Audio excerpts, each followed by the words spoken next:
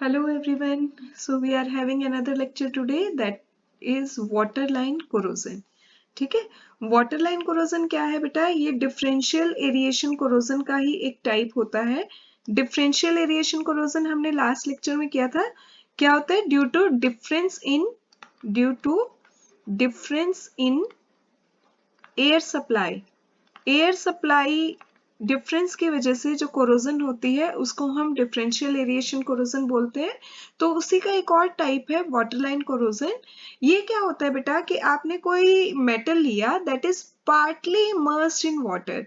Partly immersed जैसे आपने मान लो कोई लोहे का टैंक ले लिया, आयरन टैंक लिया, उसमें आपने हाफ फिल्ड कर दिया वाटर से, तो अब वो पार्टली इमर्स्ड है वाटर के अंदर और पार्टली क्या है? एयर के कांटेक्ट में है। तो इसमें जो कोरोजन होगी वो डिफरेंस इन एयर सप्लाई की वजह से होगी, below the water level, above the water level, अलग अलग एयर सप्लाई होगी बेटा। इस टाइप की जो कोरोजन होती है due to difference in air supply when any metal piece is partly immersed, half immersed in water, then this type of corrosion is known as waterline corrosion। देखिए example से, usually आपने हमेशा देखा होगा कि आपके घरों में जो आप पानी के लिए टैंक बनवाते हैं that is usually made of plastic और वी कैन से सीमेंट एंड ब्रिक्स, है ना? तो बेटा हम कभी भी वाटर सप्लाई वगैरह वाले जो हमारे टैंक्स होते हैं वो हम मेटल के नहीं लेते कि आयरन टैंक ले लिया, इस तरीके से हम कभी नहीं लेते। क्यों नहीं लेते? क्योंकि देखिए इसमें क्या होता है कि जहां तक आपने वाटर फिल किया उसके ऊपर का जो पोर्शन है बेटा, जो ये हवा में है, यहाँ पे this is rich in oxygen supply. यहाँ पे एयर पूरी पहुंच रही है, तो यहाँ पे ऑक्सीजन पूरी पहुंच रही है। जो आपके टैंक का पोर्शन जो कि वाटर के अंदर इमर्स्ड है, डिप्ड है, ये वाला जो पोर्शन है, ये क्या है बेटा? Poorly oxygenated. यहाँ पे ऑक्सीजन उतने अच्छे से नहीं पहुंच पा रही क्योंकि वाटर ज्यादा है और जितने अच्छे से जो पार्ट हवा में था ऑलरेडी। तो जो पुअरली ऑक्सीजनेटेड पार्ट है ना बेटा, हमने लास्ट टाइम भी किया था, वो हमेशा क्या करता है? एनोड की तरह एक्ट करता है। और एनोड क्या करता है? एनोड पे क्या होता है आपका? Loss of electron. तो मेटल आपने मान लो ये जो आपका आयरन टैंक था, ये आपने आयरन का बना हुआ जैसे लिया, तो इसमें क्या हुआ बेटा? आयरन का बना हुआ टैंक था Fe का। एनोड पे जहां ऑक्सीजन नहीं पहुंच रही, देखिए जहां पे ऑक्सीजन नहीं पहुंच रही वो क्या होगा? वहां पे लॉस ऑफ इलेक्ट्रॉन। उसने आयरन ने 2 इलेक्ट्रॉन छोड़ दिए, Fe2 पॉजिटिव बनाया प्लस 2 इलेक्ट्रॉन, यहाँ पे क्या हुआ है आपका? लॉस ऑफ इलेक्ट्रॉन हुआ है। ये जो 2 इलेक्ट्रॉन इसने छोड़े ना बेटा, ये आसपास जो आपका कैथोडिक एरिया था, जो रिच इन ऑक्सीजन सप्लाई था, वहां पे ऑक्सीजन अच्छे से है क्योंकि that is rich in oxygen supply. Water vapours भी प्रेजेंट है एयर के अंदर। तो H2O और हाफ O2 मिलके वो 2 इलेक्ट्रॉन जो आयरन ने यहाँ पे लूज किए, वो ये 2 इलेक्ट्रॉन गेन करता है। और देखिए H कितनी होगी आपके पास? 2 ऑक्सीजन, एक यहाँ, और हाफ O2 एक यहाँ। 2 ऑक्सीजन है बेटा, 2 हाइड्रोजन है और 2 इलेक्ट्रॉन गेन किए, तो 2 नेगेटिव चार्ज है हमारे पास। तो ये क्या करेगा? 2OH नेगेटिव बनाएगा। यहाँ पे क्या हुआ? Reduction, gain of electron. Cathode पे क्या हुआ? Reduction, gain of electron. Overall cell reaction देखोगे तो देखो आप 2 इलेक्ट्रॉन से आपके यहाँ पे ये 2 इलेक्ट्रॉन कैंसिल हो जाते हैं। इस साइड क्या है आपके पास? Fe, H2O, H2O, half O2, half O2। और इस साइड क्या है बेटा? Fe2 positive, Fe2 positive, 2OH negative, 2OH negative, and these both combine to form FeOH twice. ठीक है, तो हो गया कोरोड। FeOH ट्वाइस बनते ही प्योर मैटर था आपका Fe, जो कि कन्वर्ट हो रहा है FeOH ट्वाइस में, तो कोरोजन हो रही है ना। तो इस तरीके से कभी भी हम जो है मेटल का वाटर टैंक नहीं बनाते, क्योंकि जो पोर्शन हवा में होता है, रिचली इन ऑक्सीजन सप्लाई होता है, वो एनोड की तरह काम करना शुरू कर देता है। जो पुअरली ऑक्सीजनेटेड होता है वो कैथोड की तरह काम करना शुरू करता है, और डिफरेंस इन ऑक्सीजन सप्लाई की वजह से ऑक्सीजन कंसंट्रेशन सेल सेटअप हो जाता है, जिसकी वजह से कोरोजन होती है। तो देखिए, when water is kept stagnant in steel tank, आपने आयरन का या स्टील का कोई टैंक लिया, उसमें आपने पानी भर के छोड़ दिया, then corrosion takes place just below the water line.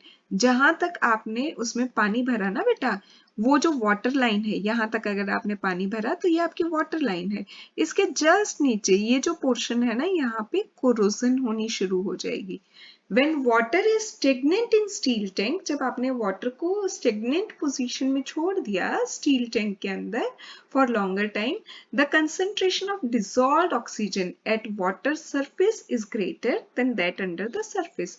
जो सरफेस के ऊपर है कांटेक्ट में, जो आयरन का पोर्शन, यहाँ पे ऑक्सीजन सप्लाई ज्यादा है।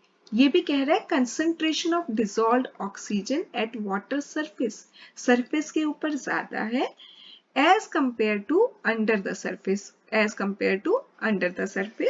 ठीक है, this difference in concentration of dissolved oxygen, ये जो डिसॉल्व्ड ऑक्सीजन की कंसंट्रेशन में डिफरेंस है ना बेटा, इसकी वजह से क्या है, आपका कंसंट्रेशन सेल सेटअप हो रहा है in which rich oxygenated part of metal, जिसमें कि क्या होगा, जो रिच पार्ट है, ऑक्सीजनेटेड पार्ट है, वो किसकी तरह काम करेगा, रिच ऑक्सीजनेटेड पार्ट कैथोड की तरह, और जो पुअरली ऑक्सीजनेटेड है at the water surface act as cathode, अभी मैंने आपको बताया वो कैथोड की तरह काम करेगा, और पुअरली ऑक्सीजनेटेड पार्ट किसकी तरह काम करेगा, एनोड की तरह, वो एनोड की तरह काम कर रहा है। तो डिफरेंशियल करंट फ्लो हो रहा है, जिसकी वजह से एनोडिक पार्ट जो है वो कोरोड होता जाएगा आपका। इस टाइप की जो कोरोजन होती है बेटा, उसे हम वाटर लाइन कोरोजन बोलते हैं। वाटर लाइन कोरोजन जो होती है, जनरली जहाँ पे क्लोराइड प्रेजेंस होंगे वहां पे बहुत फास्टर रेट पे होगी, एनहेंस हो जाती है, और जहाँ पे भी आपके जो एनोडिक इनहिबिटर्स होंगे, जैसे कि हाइड्रोक्साइड होता है, कार्बोनेट होता है, वहां पे स्लो डाउन हो जाती है।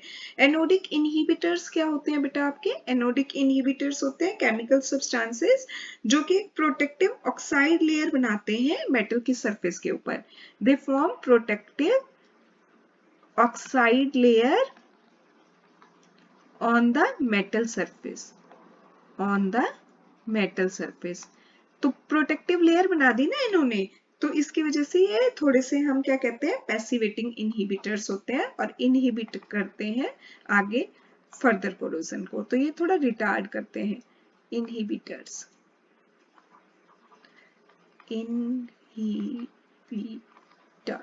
ओके। तो और वाटर की अगर आप पोजीशन चेंज करते रहेंगे ना, कभी आपने कम भरा, कभी आपने ज्यादा भरा, the changing position of water level in tank enhances the corrosion, तो कोरोजन और फास्ट होगी। ऐसा क्यों हुआ, क्योंकि वाटर लाइन कोरोजन से बेटा जो प्रोडक्ट बन रहा था ना आपका, वो जनरली एक पोरस लेयर बनाता है मेटल के ऊपर, जो कि बहुत अच्छे से चिपकी होती है, एडहिरेंट होती है अबव द वाटर लेवल। फिर जब वाटर उसके कांटेक्ट में आएगा ना, व्हेन वाटर लेवल राइजेस, अगर आपने ज्यादा पानी भर दिया, दिस लेयर गेट सबमर्ज्ड, तो वो वाली जो लेयर है ना बेटा, वो पानी के अंदर डूब जाएगी, और फिर उससे क्या होगा, वो फर्दर रिस्ट्रिक्ट करेगी ऑक्सीजन को पहुंचने में मेटल तक। फर्दर ऑक्सीजन अगर मेटल तक नहीं पहुंच पाएगी तो वो पोर्शन बिल्कुल प्योर एनोड की तरह काम करना शुरू कर देगा, और कोरोजन बहुत फास्ट होगी। ठीक है, तो मेन पॉइंट क्या है इसमें भी, मेन पॉइंट फटाक से करते हैं। This is type of differential aeration corrosion, differential aeration corrosion, ठीक है, happens when metal is partially immersed in water, generally हम जो घर पे पानी की टंकी लेते हैं वो कभी भी मेटल की नहीं लेते, क्योंकि जब भी आपका टैंक हाफ फिल्ड होगा तो जो पोर्शन मेटल का पानी के अंदर डूबा हुआ है वो एनोड की तरह काम करेगा, वो इलेक्ट्रॉन लूज करना शुरू कर देगा, Fe से Fe2 पॉजिटिव प्लस 2 इलेक्ट्रॉन बनाएगा, इसकी ऑक्सीडेशन हो जाएगी। और जो पोर्शन आपका हवा में है वो कैथोड की तरह काम करेगा, वहां पे गेन ऑफ इलेक्ट्रॉन होगा, जो आसपास ऑक्सीजन है और वाटर वेपर है वो ये 2 इलेक्ट्रॉन जो आयरन ने छोड़े गेन करेंगे, 2OH नेगेटिव बनाएंगे, यहाँ पे रिडक्शन होगा। ओवरऑल सेल रिएक्शन अगर आप देखोगे तो 2 इलेक्ट्रॉन से 2 इलेक्ट्रॉन कैंसिल हो जाते हैं। Fe जब ऑक्सीजन और वाटर वेपर के कांटेक्ट में आ रहा है तो Fe2 पॉजिटिव और 2OH नेगेटिव बना रहा है, combine to form FeOH twice और कोरोजन हो रही है। ये क्यों हुई? क्योंकि ऑक्सीजनेटेड कंसंट्रेशन सेल सेटअप हुए। ये कंसंट्रेशन सेल क्यों सेटअप हुए? Due to difference in oxygen supply, due to difference in oxygen supply. बस इतनी सी बात थी इसमें, ठीक है। Hopefully it's clear to everyone. फिर भी अगर कोई भी डाउट होता है just drop me a message in the comment section. Have a good day ahead.